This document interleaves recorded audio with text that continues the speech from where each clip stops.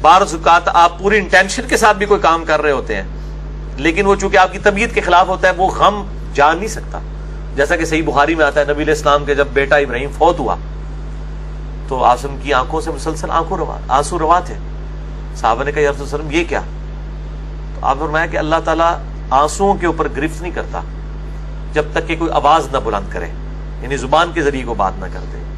آنسو تو یعنی ایک نیچرل چیز ہے. حالانکہ نبی علیہ السلام سے زیادہ کس کو پتا تھا کہ انا للہ و انا الیہ راجعون؟ نبی علیہ السلام سے زیادہ کون جانتا تھا کہ موت کا وقت مقرر ہے؟ آپ سے زیادہ کون جانتا تھا وَلَنَبْلُوَنَّكُمْ بِشَيْءٍ مِّنَ الْخَوْفِ وَالْجُوعِ وَنَقْصٍ مِّنَ الْأَمْوَالِ وَالْأَنفُسِ وَالثَّمَرَاتِ؟ آپ سے زیادہ کون جانتا تھا کہ ان اللہ مع الصابرین؟ لیکن ظاہر ایک کلک تو ہوتا ہے نا، دل میں غم تو ہوتا ہے. غم کا ہونا، آنکھوں سے آنسوؤں کا آنا کسی تکلیف پر تو سنت ہے، لیکن اس پہ واویلا کرنا، زبان سے اللہ تعالیٰ کے لیے ناشکری کلمات نکالنا، یہ وہ چیزیں جس پہ آپ کو اختیار ہے. آنسوؤں پہ آپ کو اختیار نہیں ہے. آپ کو بری خبر کئی بار ملتی ہے نا، بعض اوقات بندہ کھانا شروع کرتا ہے، اس ٹائم خبر ملتی ہے، اس ٹائم بھوک مر جاتی ہے. اب یہ نہیں آپ کہہ سکتے کہ جناب یہ آپ نے، ظاہر وہ انسان کو اختیار نہیں ہے، وہ اللہ نے اندر ایک سسٹم بنایا ہوا ہے، اس کے اوپر گرفت بھی نہیں. جس چیز کا ہمیں اختیار دیا گیا نا، وہ اگر کوئی کام ڈالے گا نا اس کے اوپر گرفت ہو جائے گی. تو یہاں پہ بھی موسیٰ علیہ السلام کی جو والدہ ہے، ان کے ماں کا دل یعنی بے قرار تھا. انقادت لتبدی بہ لولا ان ربطنا علی قلبها، قریب تھا کہ وہ سب کچھ ظاہر کر دیتی اگر ہم اس کے دل کو مضبوط نہ کرتے. یعنی وہ ظاہر کس طرح کر دیتی کہ ماں ہے بس پھاٹی پڑتی. کسی وقت بھی ایسا ہو سکتا ہے، یعنی کیفیت تو کسی میں بھی طاری ہو سکتی. صحیح بخاری میں حدیث ہے، نبی علیہ السلام ایک عورت کے پاس سے گزرے جو ایک قبر پہ بیٹھ کے تو مسیح کہہ رہی تھی اور رو رہی تھی اونچی آواز سے. تو آپ صلی اللہ علیہ وسلم نے فرمایا صبر کر. وہ آپ کو نہیں پہچانتی تھی یا اس طرف وہ دیکھ نہیں رہی تھی. تو اس نے کہا، آگے سے یہ کہہ دیا کہ اگر تیرے پہ تکلیف گزری ہوتی نا تو تجھے پتا ہوتا.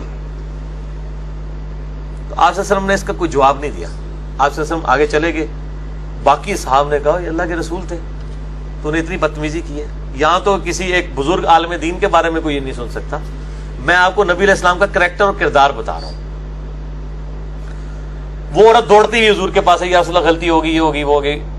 آپ صلی اللہ علیہ وسلم نے اس ٹاپک میں بات ہی نہیں کی ہے کہ تو نے گستاخی کر دی. یا رسول اللہ میں صبر کر لیتی ہوں. آپ نے بس جب اللہ کی باری بات آئی تو آپ نے فرمایا کہ صبر تو صدمے کے آغاز میں ہوتا ہے، بعد میں نہیں. یعنی جب پہلی دفعہ بری خبر کسی کو ملے تو وہ اس وقت صبر کرے، وہ ہوتا ہے. پورا رو پیٹ کے اپنا کام پانی تو باہر گئے، چلو جی اے لوگ ہیں اتنی لمبی لمبی سٹوریاں سناتے ہیں، یار دیکھو جی آیا اور رو پیٹ کے کہتے ہیں نہیں جی دیکھو پھر بھی اسی صبر کر رہے ہیں، گالاں بھی کڈن گے دشمن نو، پھر جی صبر کرنا نہیں. تو آپ صلی اللہ علیہ وآلہ وسلم نے فرمایا صبر صدمے کے ابتدا کے وقت ہوتا ہے. الحمدللہ. صحیح مسلم میں ایک حدیث ہے، ام سلمہ رضی اللہ تعالی عنہا وسلام اللہ علیہا، ان کا خاوند فوت ہو گیا ابو سلمہ. ان کو خبر ملی، جنگ میں شہید ہو گئے.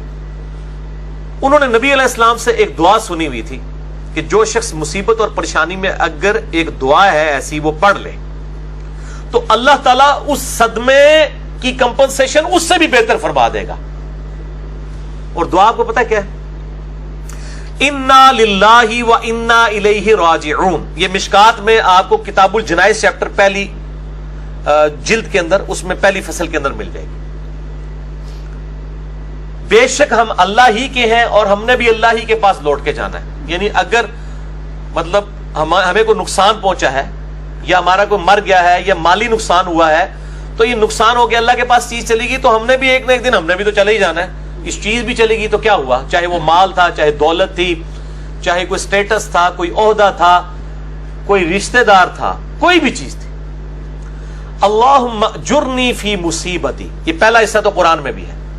اللہم اجرنی، ہم یہ میم کے اوپر جزم ہے، یعنی اس کو آپ نے جھٹکے سے پڑھنا ہے. اللہم اجرنی فی مصیبتی، اے اللہ مجھے اجر عطا فرما اس مصیبت میں. کیونکہ بخاری مسلم حدیث ہے جب بھی کسی کو کوئی مصیبت پہنچتی ہے تو اللہ تعالیٰ اس کے بدلے اس کے گناہوں کو معاف کر دیتا ہے. حتیٰ کہ کسی مسلمان کے پاؤں میں کانٹا بھی چبھے، اسے کوئی دکھ درد اندیشہ بھی پہنچے، بخاری مسلم میں اندیشے کے بھی الفاظ ہیں. اندیشہ یہ ہے کہ بھی ہوا کچھ نہیں، ابھی ٹینشن لگ گئی ہے کہ یار کدھر نہ ہو جائے. اگر یہ بھی اسے کوئی تکلیف پہنچی ہے نا اور اس کے اوپر بھی کہ نہیں جو اللہ کی مرضی اللہ خیر ہی کرے گا، تو اللہ تعالیٰ اس کے بدلے بھی اس کے گناہوں کو معاف کرتا ہے. سبحان اللہ، اللہ اکبر کبیرہ والحمد للہ کثیرہ وسبحان اللہ بکرۃ واصیلہ. ٹینشن کے اوپر بھی ثواب ہے جی، موجہ ہی موجہ، دکھ درد اندیشہ حتیٰ کہ پاؤں میں کانٹا بھی چبھ جائے. تو اللہم اجرنی فی مصیبتی، اے اللہ اس مصیبت میں مجھے اجر عطا فرما. وَأَخْلِفْ لِي خَيْرًا مِّنْهَا، اور میرے لیے اس سے بہتر نعم البدل بنا دے. یعنی اگر تو نے مجھ سے میرا خاوند لے لیا نا، مجھے اس سے بہتر خاوند عطا فرما. اگر تو نے اے اللہ مجھ سے میری دولت لے لی ہے، اس سے بہتر مجھے دولت عطا فرما. اگر میری اولاد مجھ سے لے لی ہے، اس سے بہتر مجھے اولاد عطا فرما. اگر تو نے مجھ سے میرا کوئی عہدہ منصب یا نوکری لے لی ہے، اس سے بہتر مجھے میرا کوئی ذریعہ معاش عطا فرما. یعنی آن ورڈ آپ کچھ بھی کہہ سکتے ہیں. اچھا، ام سلمہ رضی اللہ تعالیٰ عنہ بار بار دل میں یہ سوچ رہی تھی کہ میں نے کہا میرے خاوند جیسا تو خاوند کوئی نہیں ہے، اس کی بہتر نعم البدل اللہ تعالیٰ کیا عطا فرما سکتا ہے. ظاہر یہ خیال تو بالکل جینون تھا. کہتی ہے جیسے ہی میری عدت پوری ہوئی، نبی علیہ السلام نے رشتے کا پیغام بھیج دیا. الحمدللہ، اللہ اکبر کبیرہ والحمد للہ کثیرہ وسبحان اللہ بکرۃ واصیلہ. ام سلمہ ام المومنین ہے، نبی علیہ السلام کی وہ بیوی جو سب سے آخر میں فوت ہوئی 64 ہجری میں. واقعہ کربلا بھی ان کی زندگی میں ہوا ہے.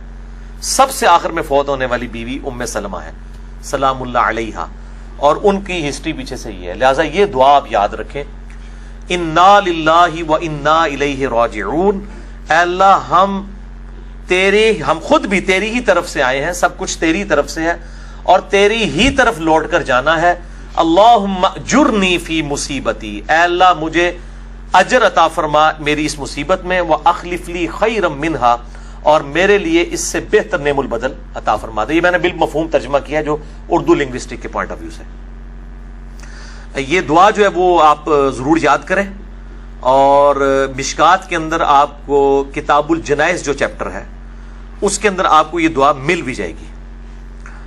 پہلی ہی فصل کے اندر جو مریض کی عیادت اور وہ والا بیان ہے، اس والے باب کے اندر آپ کو یہ حدیث مل جائے گی انشاءاللہ تعالی.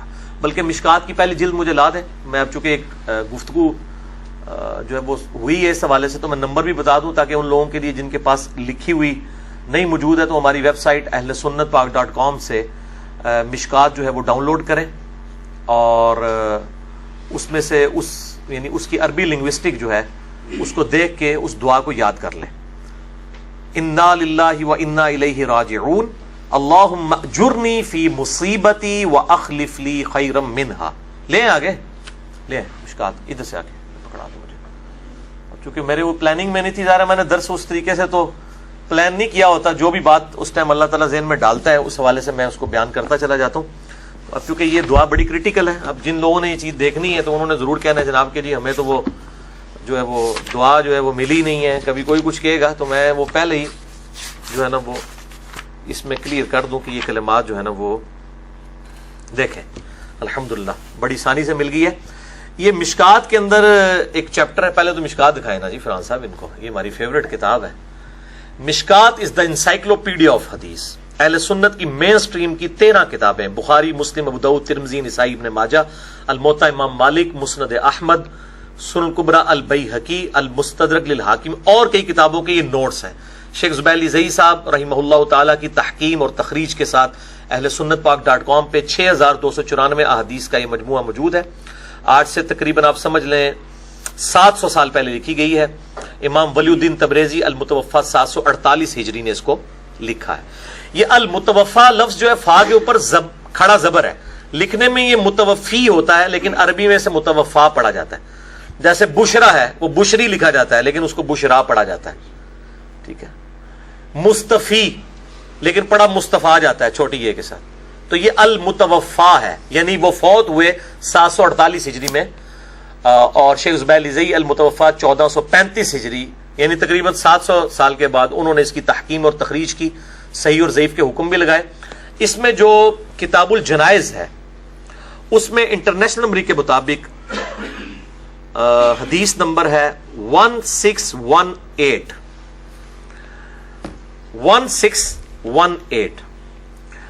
اس میں انہوں نے جو ہے وہ عربی، ان سے ویسے الفاظ جو ہیں وہ دوسرے لکھے گئے ہیں، انہوں نے وہ لکھ دیا ہے اللہم اجرنی فی مصیبتی، لیکن یہ لفظ ہے اللہم اجرنی فی مصیبتی، یعنی الف کے اوپر جزم اور جیم کے اوپر پیش اور باقی وہی الفاظ ہیں. میں یہ کلیئر کر دوں.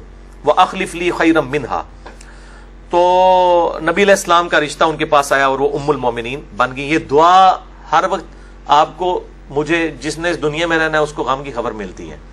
میری الحمدللہ عادت ہے، مجھے ذرا بھی کہیں پہ غم کی خبر کی امید ہو یا ملے، میں فوراً یہ دعا پڑھتا ہوں.